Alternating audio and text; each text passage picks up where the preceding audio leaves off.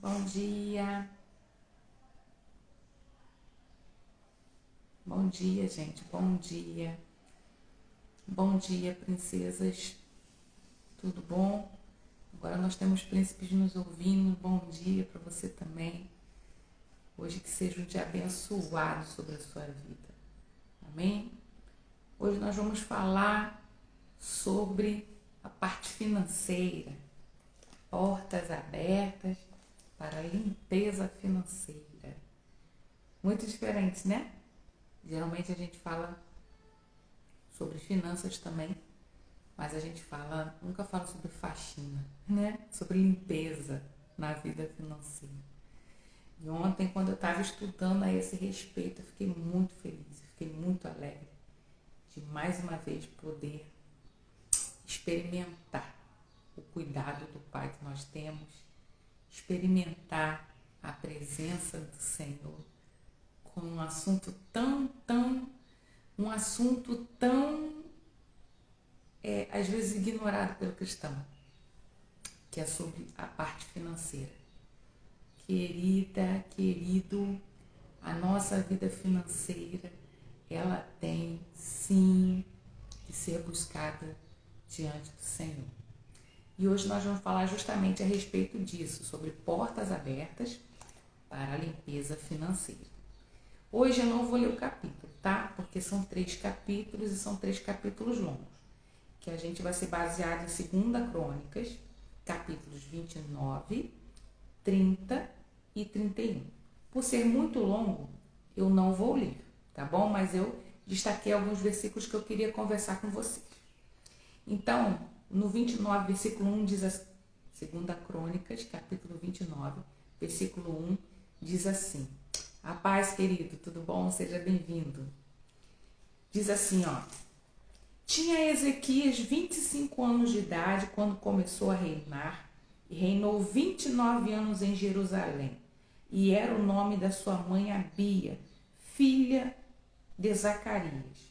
E fez o que era reto aos olhos do Senhor, conforme tudo quanto fizera Davi, seu pai. Queridos, quem é Zacarias? Vamos primeiro ler quem é Zacarias? Então, vamos lá. Depois de relatar a queda de Samaria e do reino do norte, o escritor volta para a história de Judá, que é o reino do sul. Partindo do reinado do bom rei Ezequias, ele foi um dos melhores reis de Judá, por causa de sua confiança em Deus e dependência dele.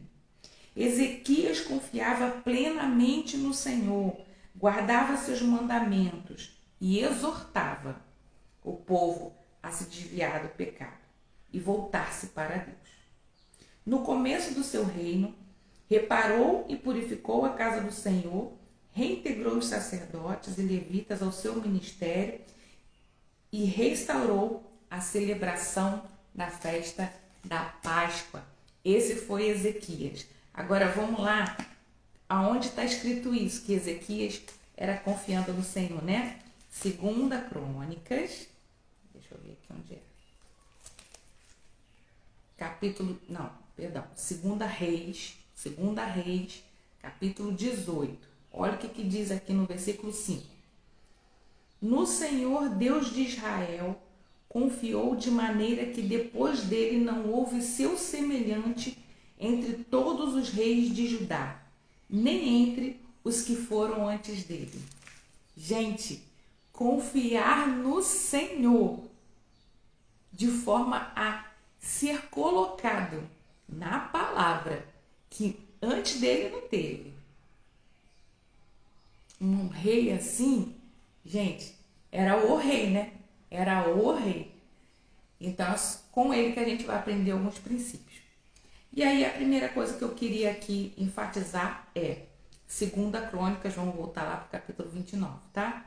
No versículo 10 diz assim: Agora me tem vindo ao coração que façamos um concerto com o Senhor, Deus de Israel, para que se desvie de nós o ardor da sua ira. Querida, querido, deixa eu explicar uma coisa. O Senhor está muito distante do pecado. É a única coisa que te separa do Senhor, é o seu pecado. Agora, quando você faz um concerto com o Senhor, você retorna para os caminhos dele. Você vê aonde você está errando, aonde você está tropeçando e retorna. Você deve fazer um concerto com ele. Você deve se arrepender. Você deve pedir perdão. E você deve viver uma nova vida. Querida e querido, deixa eu explicar uma coisa para você.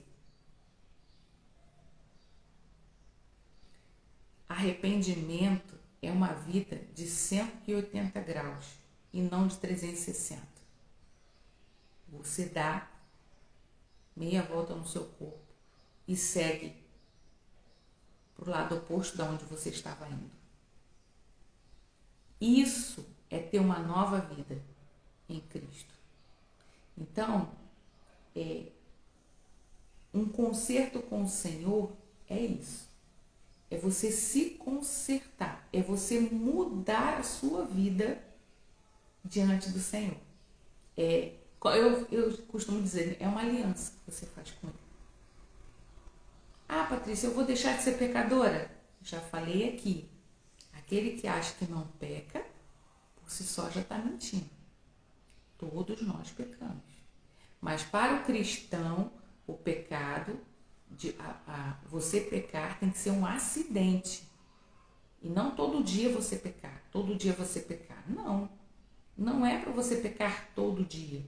É para ser se for um acidente. Ok? Segundo versículo, olha isso aqui. Quanto tempo demorou o conserto que Ezequias estava fazendo na casa do Senhor? Ele estava consertando o templo. Nós somos templos do Espírito Santo, amém? Nós devemos ter esse conserto com ele. Olha quanto tempo que demorou. Começaram, pois, a santificar ao primeiro do mês primeiro. E ao 8º dia do mês, vieram ao alpendre do Senhor e santificaram a casa do Senhor em 8 dias. Estou em 2 Crônicas, versículo 17, tá? E no dia 16º do primeiro mês, acabaram. Eles começaram no dia 1º. No 16º dia, eles acabaram. Quantos dias foram? Fala, 16. 16 dias. Para poder fazer purificação no templo. Queridos, muitas pessoas querem ter um coração purificado com 5 minutos. Eu vou orar, vou colocar diante do Senhor e Ele sabe o que eu estou pensando. Não, querido, arrependimento não é isso não. Arrependimento é você mudar a sua história, é você mudar a sua vida. Isso é arrependimento. Quando nós somos cristãos novos, a gente tem carrapicho. A gente precisa de uma outra pessoa para nos ajudar. Na nossa igreja nós temos o discipulado. O discipulado serve para arrancar carrapicho. A minha discipuladora, eu falo para ela, não foi nem carrapicho, você arrancou uma porção de verruga, porque estava já tão inserido na minha carne, que eu nem sabia muitas vezes que aquilo ali era algo que eu precisava tirar de mim. Então, queridos, não brinca com o pecado, não. Se santifica direito, faz um conserto direito, muda de história direito. E não faz para os outros ver, não. Não faz para ninguém ver, não. Faz você com o Senhor. Muda você com o Senhor. Ele te capacita, fica tranquilo. Fica super tranquilo, super tranquila. Ele capacita você para mudar. A mudança tem que vir de você. As demais pessoas ao nosso redor vão acabar vendo. Então, olha só. Nós temos que confiar em Deus e fazer um concerto com o Senhor. Agora, olha isso aqui. Nós devemos estabelecer um culto a Deus. Estabelecer um culto a Deus. Depois que ele santificou o templo, diz assim a palavra no versículo 20. Ainda estou em 2 Crônicas 29. Então o rei Ezequias se levantou de madrugada. Ele se levantou de madrugada e ajuntou os maiorais da cidade e subiu à casa do Senhor. E ali ele vai especificar embaixo todas as ofertas, todos os holocaustos que foram feitos. Queridos, estar em uma igreja muda toda a história. Estar em uma igreja muda toda a história. Ah, Patrícia, mas eu não precisa estar no culto aonde eu estou dentro de uma igreja. Precisa sim. Jesus não foi no templo? Ele não ensinava no templo? Se a pessoa com a qual eu sirvo, se Jesus é o meu exemplo e ele foi para o templo, quem sou eu para não estar lá? É lá que nós somos alimentados, queridos. É lá que o Senhor fala conosco. É lá também que nós temos que celebrar a semana que nós tivemos. Está vivo? Vai lá celebrar. Está com o olho aberto? Vai lá celebrar. Passou uma semana de luta, de briga, Cara, uma semana que só Jesus para te guardou. Vai lá celebrar. Então, vamos lá? Confiar no Senhor. Fazer um concerto com o Senhor. Estar na casa do Senhor. Amém? Agora vamos lá. Versículo 34 diz assim, ó. Eram, porém, os sacerdotes muitos poucos e não podiam esfolar a todos os holocaustos, pelo que seus irmãos, os levitas, os ajudaram, até a obra se acabar e até que os outros sacerdotes se santificaram. Existem, gente, alguns sacerdotes na época, eles precisavam de passar pela santificação. Então os levitas ajudaram. Era tanta oferta, era tanto holocausto, que os sacerdotes não estavam dando conta. Então os levitas ajudaram. E aí depois os sacerdotes que se purificaram vieram assumir o seu cargo, ok?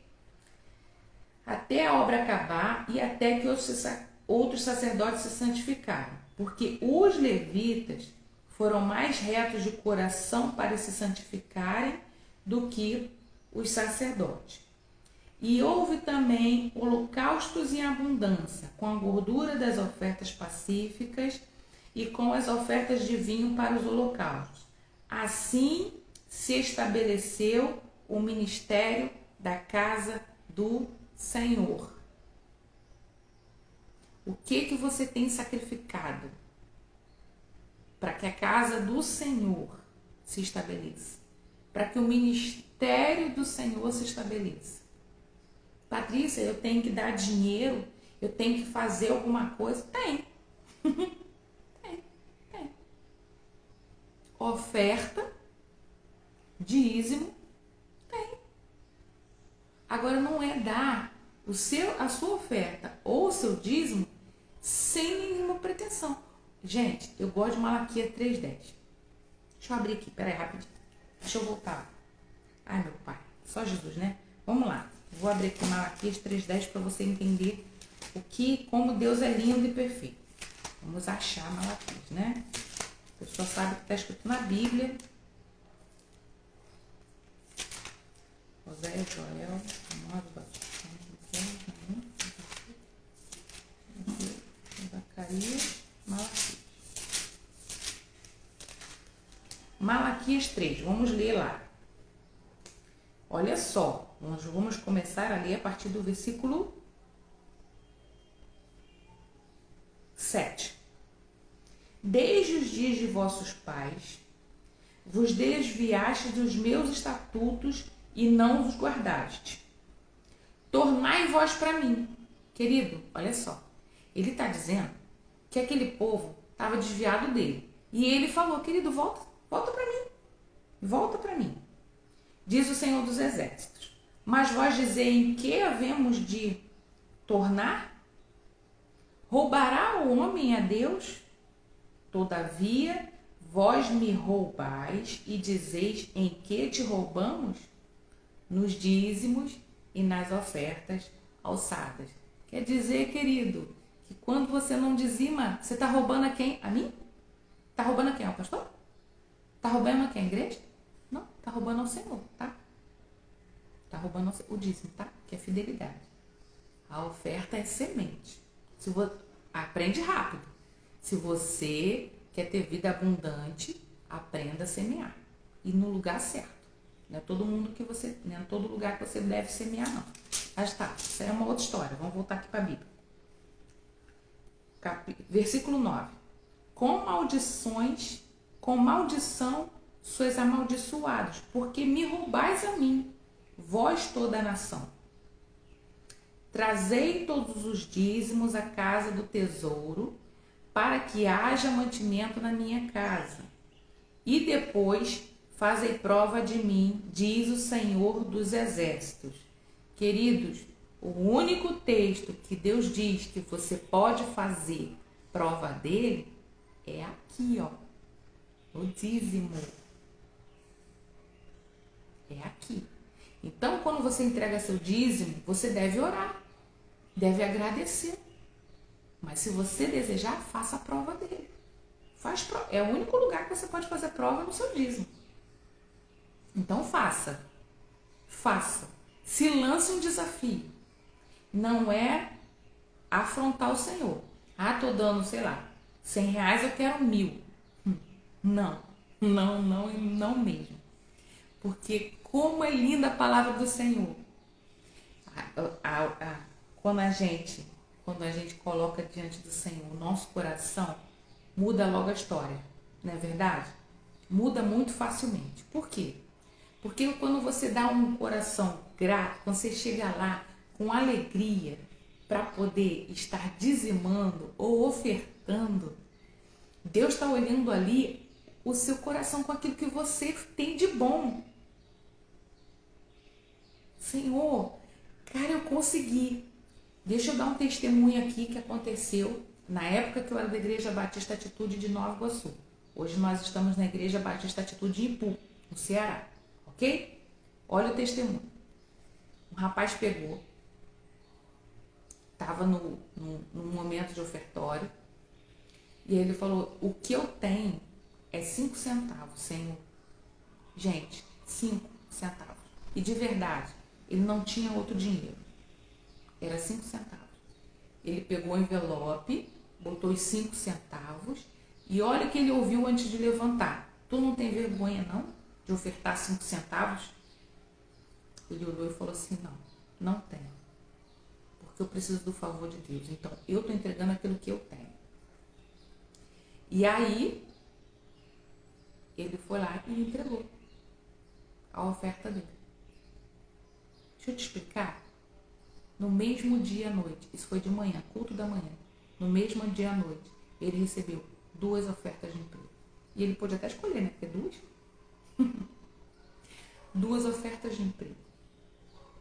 Esse é o Deus que nós servimos. Ele faz infinitamente mais do que pedimos e pensamos. Patrícia, então eu vou dar 5 centavos. Querido, deixa eu te explicar. Bota o seu coração diante do Senhor. Não bota na minha frente, não. Eu não tenho um coração que Deus ainda requer de mim. Estou no treinamento. Não faz isso na minha frente. Então eu vou dar 5 centavos porque você está fazendo 5 centavos. Não faça isso. Não faça isso. Não faça isso. Naquele momento, era 5 centavos que ele tinha. De tudo que ele tinha.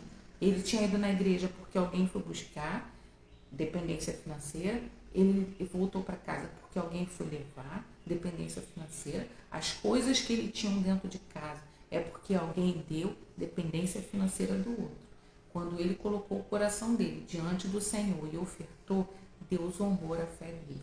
E então ele pôde sim escolher o trabalho e pôde sim começar a manter a sua casa. Ele fez lá a prova do Senhor. Então vamos continuar. Se eu não vos abrir as janelas do céu e não derramar sobre vós uma bênção tal, que dela vos advenha maior abastança, E por causa de vós repreenderei o devorador, para que não vos consuma o fruto da terra, e a vide no campo não vos será estéril, diz o Senhor dos Exércitos. Versículo 11, né? Querido, a Bíblia diz que somente se ele não abrir as janelas dos céus e não derramar sobre nós uma bênção tal que dela vos advém a maior abastança, então, por amor de vós, vou repetir, então, por amor de vós, repreenderei o devorador. Queridos, deixa eu explicar uma coisa.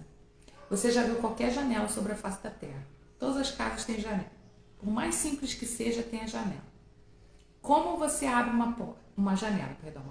Uma janela. Não é pelo lado de dentro? E ele diz, se eu não abrir uma janela, então eu vou abrir a janela dos céus e vou derramar sobre você. É o Senhor.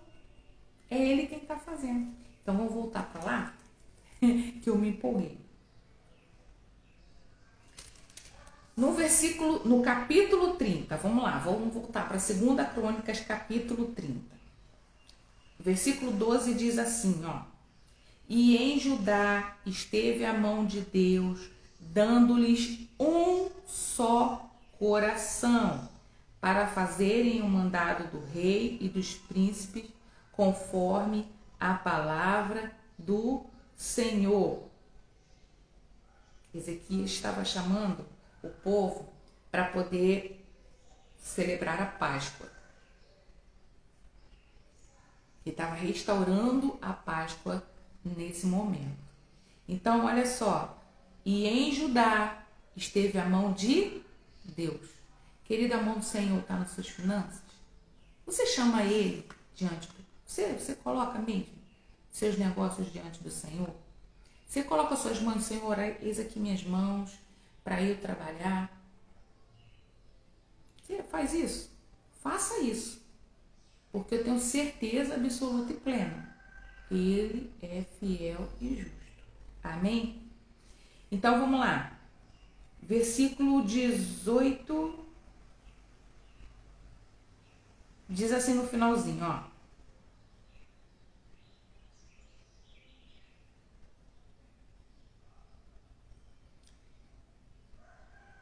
Ezequias orou por eles. Não, vamos do início.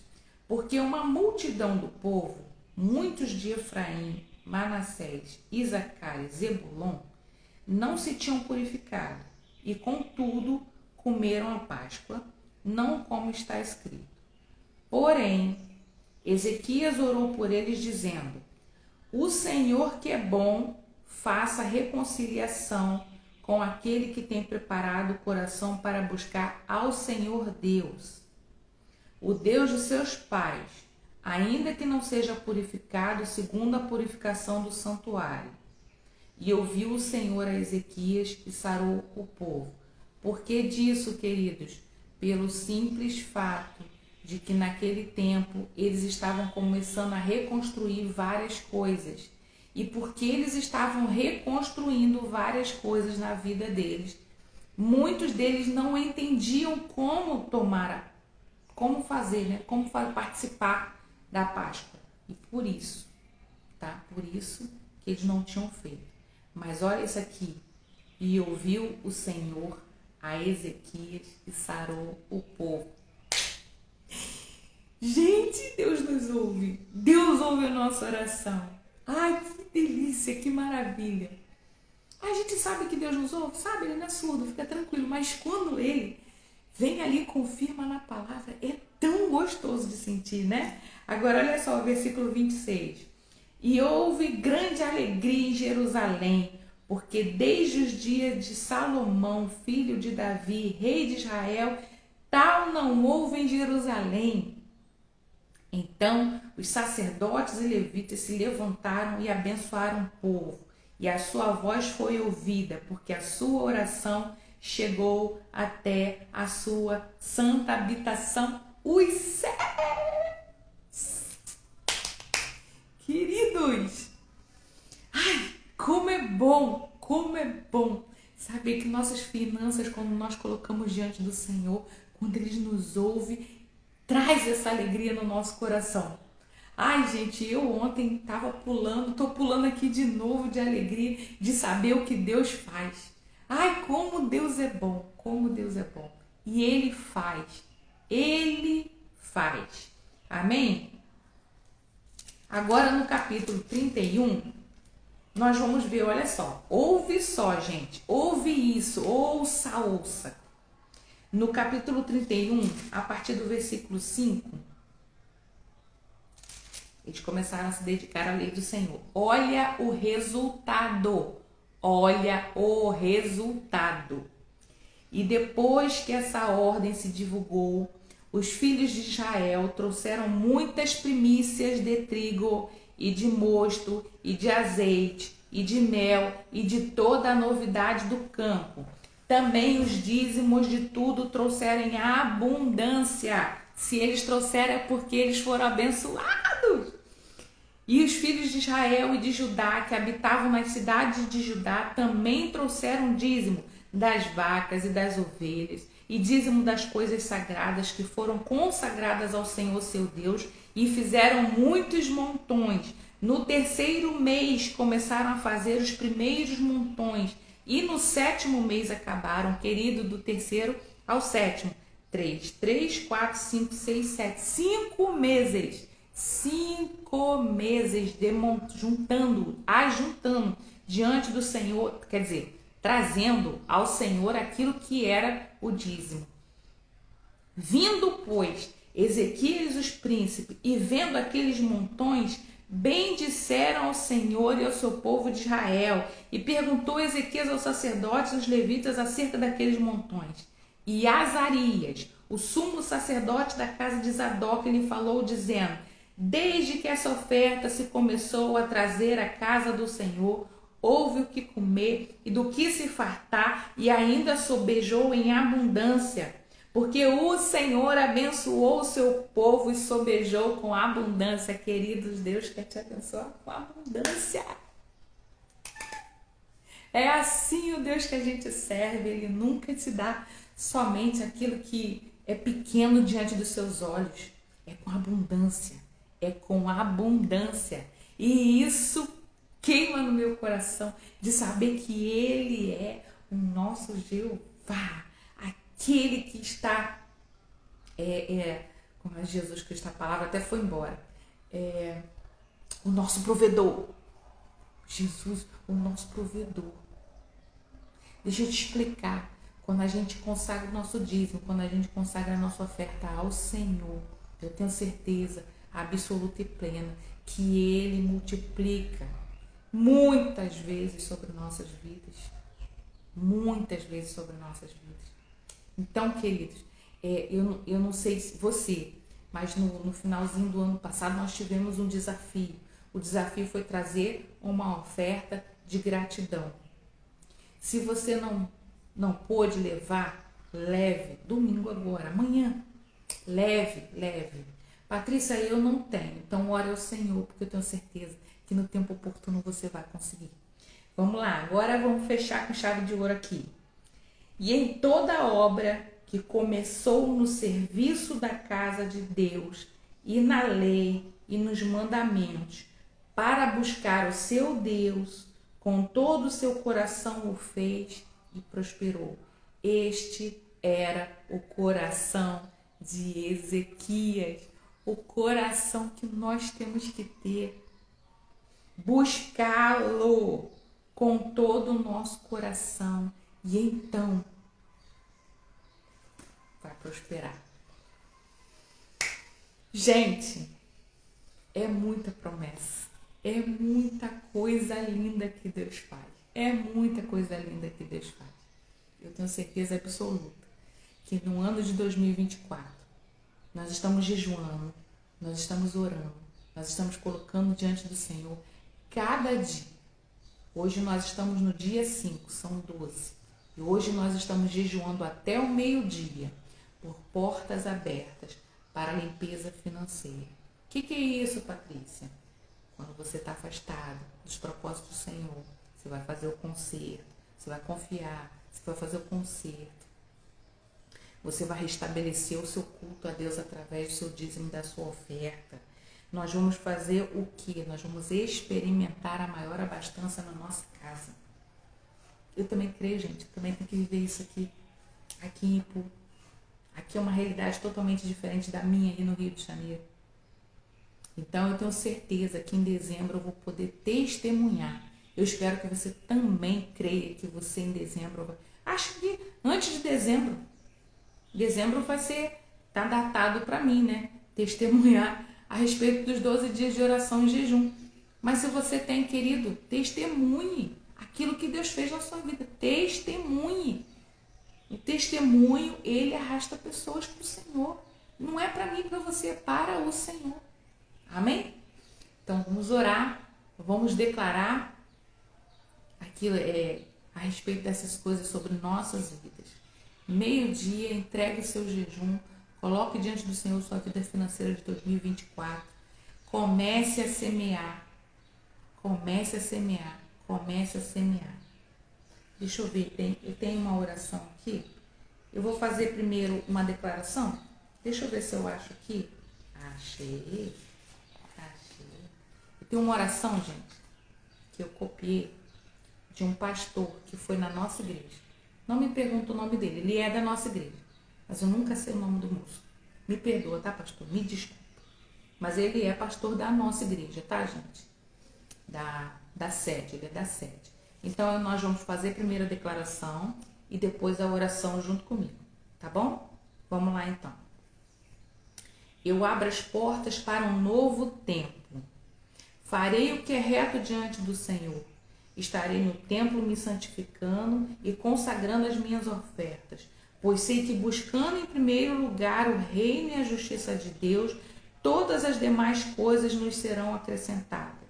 A miséria e limitação dos últimos anos serão quebradas, pois o Senhor abre as portas para um tempo de juntar montões e prosperar em nome de Jesus.